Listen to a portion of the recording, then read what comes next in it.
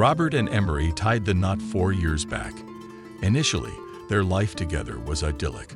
Both were employed, enjoyed shared vacations, and collaborated harmoniously on setting up their shared home. However, Robert's drinking habits became increasingly problematic over time. What began as a casual beer after work escalated into heavier drinking sessions.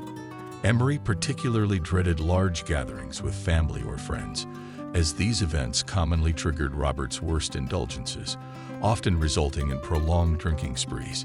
Occasionally, Robert would even need to call in sick at work, though it was clear that his ailments were more related to his drinking binges than any ordinary illness.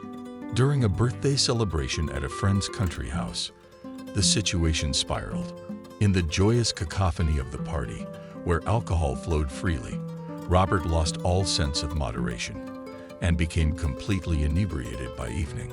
Emery found herself in the uncomfortable position of seeking help from friends to literally load Robert into the car for the drive home. That episode spilled over into ruining not only the remainder of their weekend, but also tainted the start of the following week, as Robert continued his binge unabated. In a bid to halt the chaos, Emery confronted him and attempted to confiscate the alcohol, only to be met with curses and forcibly sent from the room. At her breaking point, Emery hastily gathered her most necessary belongings and stormed out, not without yelling to Robert that she was heading to her parents. This marked a decisive pivot in their troubled union. The following day, upon awakening, Robert found himself in a curiously silent house, realizing that his previous night's slumber had not birthed any dreams. His wife had truly abandoned him. In response, he sought solace in alcohol, allowing the passing days to blur seamlessly together. 1 week later, an old comrade paid a visit to check on Robert's well-being. Observing that Robert had taken yet another day off, his friend swiftly discerned the cause. Without hesitation, Robert's pal had already perceived that a full 2 weeks had elapsed without any attempt on Robert's part to reach out to his estranged wife. When life began to regain some semblance of stability, Robert summoned the courage to dial his wife's number, yearning to offer apologies and plead for her return to the marital abode. Yet each time he called, she remained obstinately silent, declining to answer his entreaties. Eventually, Robert summoned his bravery and dialed his mother-in-law's number.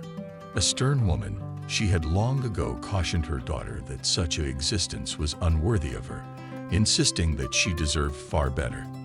While the telephone rang persistently, Robert braced himself for an onslaught of accusations, prepared to be condemned for his every conceivable flaw.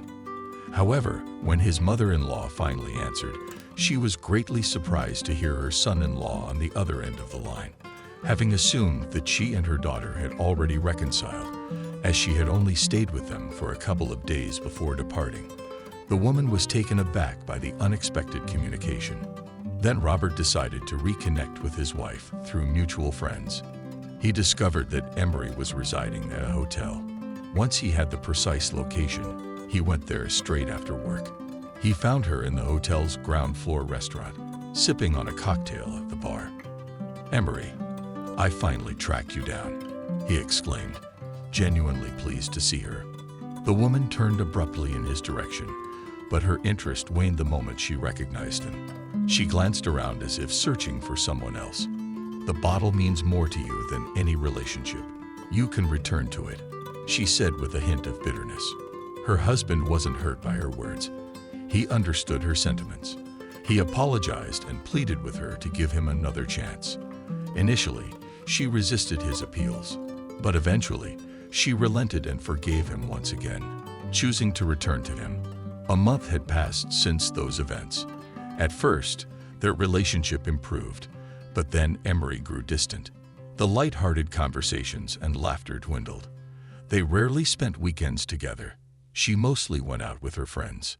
One fateful day, Robert found himself with an early finish at work, and rather than returning home to encounter his wife's icy gaze once more, he determined it best to take a leisurely stroll in the nearby park. As he meandered aimlessly along the winding paths, his attention was drawn to the luminous sign of a neighboring hotel. Unbeknownst to Robert, This was the very place he had last picked up his wife, when she had abandoned their home. Through the expansive windows of the hotel's ground floor, he caught sight of a familiar silhouette in the restaurant, a figure he had encountered before. Intrigued, he peered closer into his astonishment. It was without a doubt his wife. Carefully concealing himself behind a bush, Robert observed Emery seated at a table. Her countenance lit up with a vibrant smile as she engaged in conversation with a man donned in a suave blue suit. It was clear from their animated interaction that this rendezvous had intimate undertones. As the minutes ticked by, the man requested the bill, swiftly settled the tab, then extended his hand towards Emery. Together, they made their way towards the hotel's grand lobby, preparing to ascend to their respective rooms. The man strode into the hotel, his face a calm mask over boiling frustration. Approaching the front desk, he inquired about his wife's room number with a tight-lipped resolve. Initially, the clerk was hesitant to divulge any information, but the sight of a crisp, hefty note loosened his tongue. Ascending to the designated floor, a single thought tormented the husband. Why would she deceive him so flagrantly? Wasn't conversation an option anymore? He found himself before his wife's door, behind which muffled sounds betrayed the presence of another. It wasn't just silence that was being broken behind that door. Fueled by a surge of betrayal, Robert rammed the door open just as the climax of the deceit unfolded before his eyes. Overcome with rage, he lunged at his wife's companion with clenched fists. In the chaos, an attempt by his wife to intervene resulted in her catching a stray blow. She erupted. "Stop it. Get out. You're drunk again and ruining everything."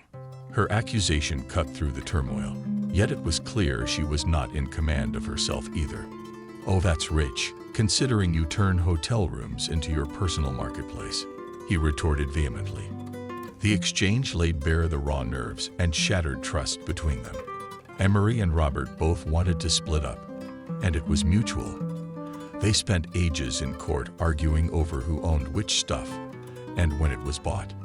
Emery's lover, whom she was in a hotel with at the time, she had met quite a while back during a heated argument with her husband about half a year ago. The guy showed interest in her then, but she remained loyal to Robert, thinking he'd change his ways. Eventually, she thought there was no point waiting, and since the man seemed trustworthy, she gave him a shot, which he eagerly took. After the nasty altercation in the room, though, the lover vanished. Dealing with a furious, albeit now ex-husband, didn't appeal to him. Robert, on the other hand, quit drinking after that. Not even on his birthday or New Year's Eve did he touch a drop. Being clear-headed suited him just fine. Emery found herself alone, but wasn't exactly torn up about it. She was sick of her alcoholic husband and now sought a sober partner. But still, that doesn't excuse her infidelity. They had vowed to be true to each other. She could have simply ended one chapter and begun a new one, but she chose to stay inactive, and doing nothing is still making a decision. Down the road, she faced betrayal herself when her second husband was unfaithful. She experienced firsthand the sting of treachery she had once inflicted.